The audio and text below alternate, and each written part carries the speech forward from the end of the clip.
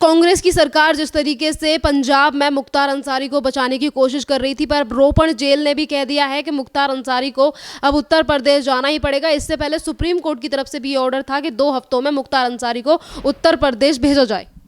देखिए, ये बहुत ही ज़रूरी है हिंदुस्तान के लिए कि जितने भी ऐसे गुंडे हैं ना, जो भी आतंकवादियों का समर्थन करते हैं, जो भी हिंदुस्तान की जनता को मैं कहूँगी रौंद देते हैं, उनके ऊपर अत्याचार करने की एक षड्यंत्र रचते हैं, राजनीति उसी प्रकार करते हैं, इनको जल्दी सलाखों के पीछे भी होना चाहिए और उन सलाखों के पीछे होना चाहिए जिन्हें वाकई सलाखों के पीछे सलाखों वाला ही व्यवहार मिले, वहाँ पे 5 स्टार वाला व्यवहार ना मिले। सभी को पता है कि कांग्रेस हो, समाजवादी पार्टी हो, बसपा हो, इन लोगों ने ऐसे गुंडों को, ऐसे गुर्गों को पाला है। मुख्तार अंसारी को इसीलिए तो आप लोगों ने इतने सालों से पंजाब से आज तक उत्तर प्रदेश नहीं भेजा। ऐसा तो है नहीं कि वो उत्तर प्रदेश का नहीं है, वो तो यहीं का है, हक तो यहाँ की सरकार का है ना। लेकिन अगर आपकी सरकार उत्तर प्रदेश में होती तो आप भेज देते, सपा की सरकार होती तो आप भेज देते, क्योंकि तब आपको ये पता होता कि मुख्तार अंसारी आपकी कोई चिट्ठी नहीं खोलेगा। आज आपको डर इसी बात का है कि जो आपकी सरकार के अंतर्गत रहते हुए आपकी नाक के नीचे जो कारनामे मुख्तार अंसारी और उसके सारे गुर्गों ने करे थे, अगर भारतीय जनता पार्टी ने की सरकार ने उससे सवाल पूछा तो उसको सवाल के जवाब देने पड़ेंगे। जब हमारी पुलिस उसके ऊपर दबाव बनाएगी तो उसको काले चिट्ठे भी खोलने पड़ेंगे। तो कहीं ना कहीं आपकी काली करतूतें सामने आ जाएंगी। उस करतूतों से बचने के लिए आपने आज तक पर्दा डालने की कोशिश करी, पर क्या करें, न्यायालय तो सबसे बड़ा है ना। जब न्यायालय ही नहीं बोल दिया है कि आज आपको उत्तर प्रदेश में भेजना पड़ेगा, सरकार को सौंपना पड़ेगा, अब आपके मुंह पर कहीं ना कहीं तमाचा पड़ा है और ये जरूरत भी थी जो आज हुई है। मैम, यहाँ पर यह भी बात है कि जिस तरीके से मुख्तार अंसारी को उत्तर प्रदेश भेजा जा रहा है, तो यहाँ पर एक और मामला है जो अब तूल पकड़ रहा है, और वो है उस एम्बुलेंस का जिस एम्बुलेंस से अभी कुछ दिन पहले मुख्तार अंसारी को अस्पताल ले जाया गया था और जब व्हील चेयर पे दिखाई दिए थे। जो एम्बुलेंस को लेकर ये बातें कही जा रही हैं कि ये जो एम्बुलेंस है ये बुलेट प्रूफ है और ये जो एम्बुलेंस है ये फर्जी ID के ऊपर रजिस्टर कराई गई थी। तो इसी के चलते अब मुख्तार अंसारी के ऊपर एक और फर्जीवाड़े का केस दर्ज हो गया है। यही तो मैंने आपको कहा कि जितनी भी पहले की सरकारें थी, चाहे वो राज्य की थी चाहे वो केंद्र की थी, निरंतर इन लोगों ने इनको एक पर्दा दिया है, एक छावनी दी है, कहीं ना कहीं ढाल बनकर ये खड़े हुए हैं। आज मुख्तार अंसारी की जब सच्चाई सामने आ रही है, जब ये सामने आ रहा है कि एम्बुलेंस जो बुलेट प्रूफ जैसे कि आप बता रहे हैं और जिस प्रकार इन लोगों ने एक गलत तरीके से, फर्जी तरीके से एम्बुलेंस को खरीदा, ये कहीं ना कहीं अपने आप में ही पर्दाफाश कर देता है। क्योंकि मेरा मानना ये है कि जब इतने बड़े कारनामे होते हैं ना, तो ये सरकार की और अंदर के एडमिनिस्ट्रेशन के लोगों के मिले बगैर नहीं होते। आज इस करतूतें खुल रही हैं, मैं वही कह रही हूं कि इन्हीं करतूतों से तो ये डर रहे हैं। आज एम्बुलेंस का मामला खुला है, एक जो फर्जी नाम पर इन्होंने फर्जीवाड़ा किया है उसका खुलासा सामने आया है। ये सारे एक छोटे छोटे खुलासे, अभी तो बहुत नई ऐसी चीजें आनी है, न जाने कितने घोटाले होंगे, न जाने कितने ऐसे मिस्ट्री मर्डर केसेस होंगे जिसमें सरकार बकायदा, जो पूर्व सरकारें रही हैं, चाहे वो केंद्र की हो चाहे उत्तर प्रदेश में समाजवादी पार्टी की हो, ये सब इन्वॉल्व रहे हैं। और यही वजह है कि आज इनको बचाने की कोशिश हो रही है। और मुख्तार अंसारी एक व्यक्ति है, मुख्तार अंसारी से जुड़े हुए बहुत सारी ऐसे कण कण से लोग हैं जिन्होंने ऐसे कारनामे करे हैं, पर वो कभी पकड़ में नहीं आए क्योंकि छोटे मोटे कांग्रेस के नेता और समाजवादी पार्टी के नेता इन्होंने इनको पर्दा दिया है। आज वही बात खुल रही है कि बुलेट प्रूफ, जब बुलेट प्रूफ एम्बुलेंस बनती है ना, तो ये कोई मजाक नहीं होता, ये लीगल सिस्टम के बगैर नहीं बन सकती, क्योंकि बुलेट प्रूफ जो मटेरियल आता है वो भी इंपोर्ट होता है, ये सरकार की मदद के बगैर नहीं होगा। जब रजिस्टर होती है एम्बुलेंस तो किसी हॉस्पिटल के थ्रू होती है, नहीं तो होती ही नहीं है। ये फेक हॉस्पिटल के थ्रू एक आप निर्माण कर रहे हैं, फेक हॉस्पिटल का फोर्ज कर रहे हैं, लेटर्स को फोर्ज कर रहे हैं, सारी कानूनी कार्रवाई को। तो ये समझ आ रहा है कि ये सरकार के अंतर्गत हुआ है, लीगल सिस्टम को अंतर्गत मद्देनजर रखते हुए हुआ है, और उसको कहीं ना कहीं पूरे लीगल सिस्टम को और सरकार को घेरे में लेकर हुआ है, क्योंकि उनके बगैर, उनकी मदद के बगैर ये पॉसिबल नहीं है। तो अभी छोटे छोटे चिट्टे इन लोगों के खुलने शुरू हो गए हैं। जिस दिन आप देखिएगा कि मुख्तार अंसारी उत्तर प्रदेश की सरकार को सौंप दिया जाएगा और यहाँ की जेल में होगा, हमारे सामने ऐसे ऐसे नए खुलासे वो करेगा जिसके बारे में शायद हमने कल्पना भी नहीं करी। जो एम्बुलेंस रजिस्टर कराई गई है, सामने खबरें ये आ रही हैं कि ये एक डॉक्टर हैं अलका राय, उनके नाम से रजिस्टर है और उन्होंने ये रजिस्टर कराई है। जब अलका राय से पूछा गया तो उन्होंने कहा कि मैं तो इन सारी चीज़ों से जानती भी नहीं हूँ, ना ही तो मैं इस अस्पताल का नाम जानती हूँ। खबरें ये भी हैं कि जब सारी कार्रवाई उत्तर प्रदेश में हो रही है, उत्तर प्रदेश में इस सारी चीज़ को लेकर खुलासा हुआ है और यही एम्बुलेंस उत्तर प्रदेश के नंबर की पंजाब में चलती है और पंजाब के प्रशासन को कोई खबर भी नहीं है इन सारी चीज़ों को लेकर। नहीं, आपने गलत कहा कि पंजाब के प्रशासन को खबर नहीं है, खबर पूरी है।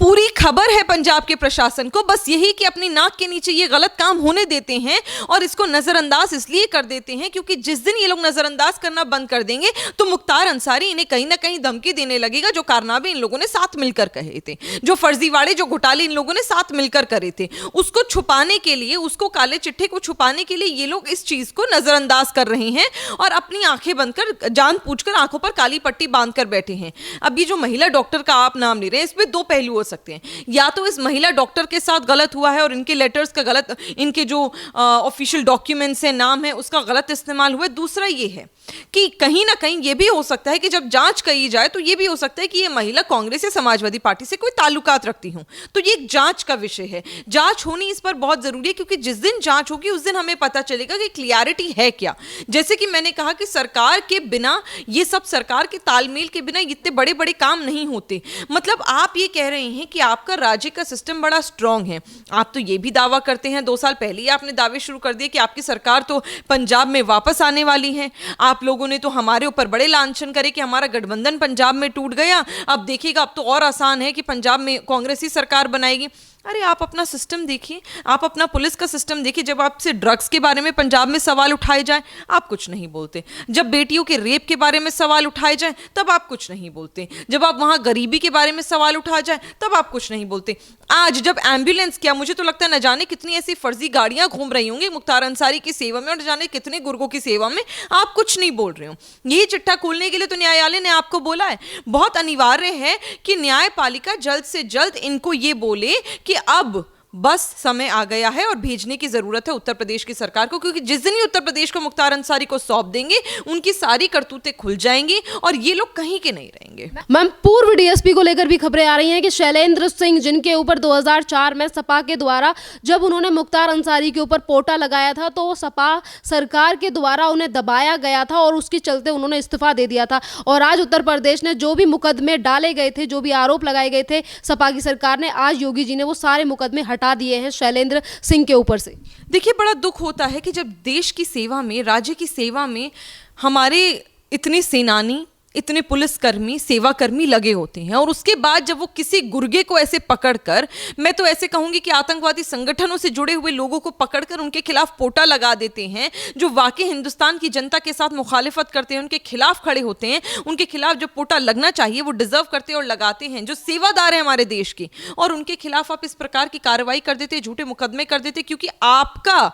वो कहीं ना कहीं एक सिपाही था। मुख्तार अंसारी, किसे नहीं पता कि वो आप ही का पाला हुआ गुर्गा, आप ही का पाला हुआ सिपाही, आप ही के खेमे को बचाने वाले लोगों में से एक था। इसीलिए आपने एक ऐसे सेवादार को जो जनसेवा में लगा हुआ था, उसको आपने, जिसे हम कहेंगे, हम अगर ऊपर वाला ना करे कोई पुलिसकर्मी चला जाता है ना तो हम उसे शहीद कहते हैं। शहीद अगर किसी को शब्द दिया जा रहा है ना, उसको वो दर्जा दिया जा रहा है तो वो सबसे बड़ा है। उसके ऊपर आपने खिलाफ मुकदमे झूठे चला दिए क्योंकि आपके सेवादार को, आपके सिपाही को उसने कटघरे में खड़ा कर दिया, जो जनता के साथ गलत कर रहा था और जनता के मुंह पर तमाचा मारने की कोशिश कर रहा था। आज ये बहुत सख्त जवाब दिया है योगी जी ने जब वो मुकदमे सारे हटा दिए गए और उस सिपाही को, उस देश के सिपाही को अपना वही दर्जा मिला जो दर्जा वो डिजर्व करता है, वही इज्जत मिली जो इज्जत वो डिजर्व करता है। और समाजवादी पार्टी अखिलेश यादव से मैं आज पूछना चाहती हूं कि आपने किस बलबूते पर एक सिपाही, देश के सिपाही के खिलाफ इस प्रकार के आरोप लगाए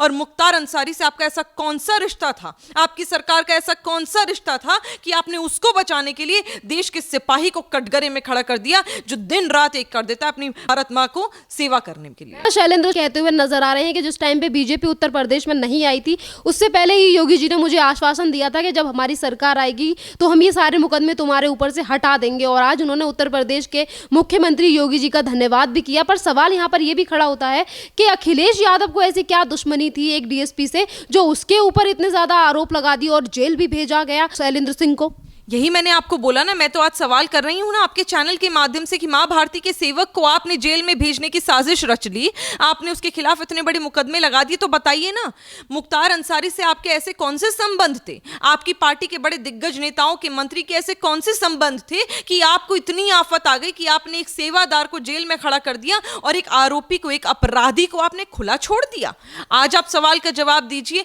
और ये बिल्कुल सही कहा कि माननीय योगी आदित्यनाथ जी ने पहले ही उस व्यक्ति को, शैलेंद्र जी को आश्वासन दे दिया था। क्या करते पर उस समय? उससे पहले तो हमारी सरकार के हाथ कटे हुए थे, हमारी उत्तर प्रदेश में सरकार नहीं थी, हम किस प्रकार मदद करते उस सेवादार की। लेकिन आज उस सेवादार के साथ न्याय हुआ है। और मैं सवाल यही पूछना चाहती हूं, कहीं ऐसा तो नहीं है कि मुख्तार अंसारी वो है जो आपको बाहर से फंडिंग लाके आपकी पार्टी को देता है, जिसके बलबूते पर आप चुनाव लड़ते हैं और जिसके बलबूते पर आपने शायद अपने गद्दे भी भर लिए हो पैसे से। अब तो मुझे कहीं ना कहीं यही लगता है, फिर आपको तन बदन पे आग लग जाती है जब आपसे ये सवाल कर लिया जाए कि कहीं ऐसा तो नहीं कि आपके आईएसआई से संबंध है। क्योंकि आप मानिए ना मानिए, जिस दिन मुख्तार अंसारी का चिट्ठा खोला जाएगा ना, देखिएगा कहीं ना कहीं इंटरनेशनल लोगों के साथ इनके संबंध निकलेंगे, और ऐसे संबंध निकलेंगे, और फिर मैं पूछूंगी और फिर जनता सवाल उठाएगी कि ये जो पैसा आया था ये बाहर से आप लोगों ने आईएसआई से फंडिंग लेकर अपने चुनाव लड़े और आपने अपने विधायकों को, मंत्रियों को चुनाव लड़ाए थे।